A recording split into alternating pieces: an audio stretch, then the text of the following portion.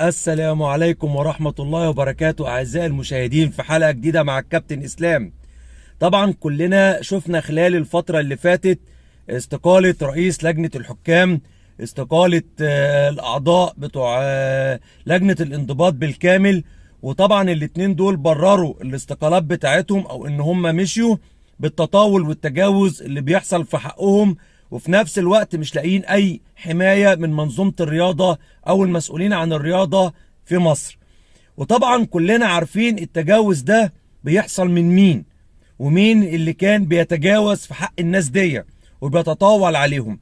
بس هنا لازم نحط في اعتبارنا ان الموضوع لما يوصل لأعلى مراحل الفجر، وهو ان يكون واحد عليه حكم بالحبس، حكم نهائي لمدة شهر، وما يتنفذش الحكم وهو موجود وظاهر وبيقعد مع وزير وظاهر في قنوات التلفزيون وظاهر في كل وقت، يبقى نعرف ان احنا هنا بنتكلم في حد ممنوع المساس او الاقتراب منه مهما حصل، واي حد مش هيقدر ياخد معاه حق ولا باطل.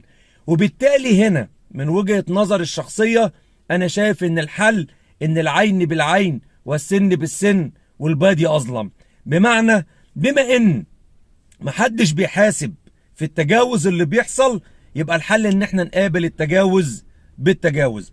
هنا انا بتكلم عن قناة النادي الاهلي. انا مش طالب من المسؤولين في نادي الاهلي ان هم يتنازلوا عن مبادئهم او يتنازلوا عن اخلاقياتهم، ولكن انا بتكلم ان انت حول قناة النادي الاهلي لصورة طبق الاصل من قناة نادي الزمالك. قناة نادي الزمالك 24 ساعة تقريبا شغالة تطاول وتجاوز وخطف الأعراض وكلام من هذا القبيل. حول قناة نادي الأهلي بنفس الكلام. انت تقدر الناس اللي شغالة في قناة نادي الزمالك نفسهم تقدر تجيبهم قناة نادي الأهلي. ما تفتكرش ان الناس دي بتختشي، ولا الناس دي مثلا عندها مبادئ، ولا هما بيفرق معاهم. كل اللي شغالين في قناة نادي الزمالك اصلا كانوا على خلاف مع المستشار مرتضى منصور رئيس نادي الزمالك كلهم، وياما حصل بينهم تجاوزات ما بينهم وبين بعض وتطاول وشتايم، بس قدر يستقطبهم وجابهم بالفلوس في قناة نادي الزمالك.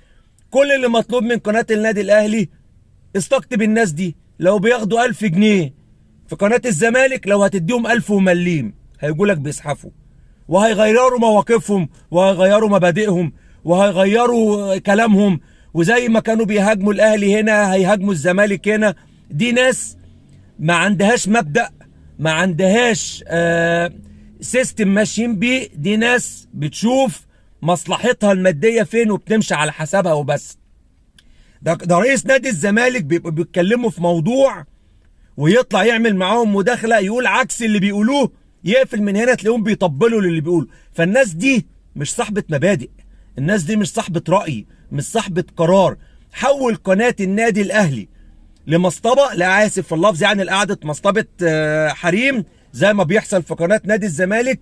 هات من هو على خلاف مع اللي انت على خلاف معاه وخليهم يشتغلوا الشغل اللي بيحصل على قناة نادي الزمالك، ويبقى يشوف المسؤولين في الرياضة هيبقى موقفهم ايه لما يلاقوا ان الادب والاحترام والطرق القانونية اللي بيتبعها البعض وما بيعرفش ياخد حقه بيها تمام مش نافع معاهم.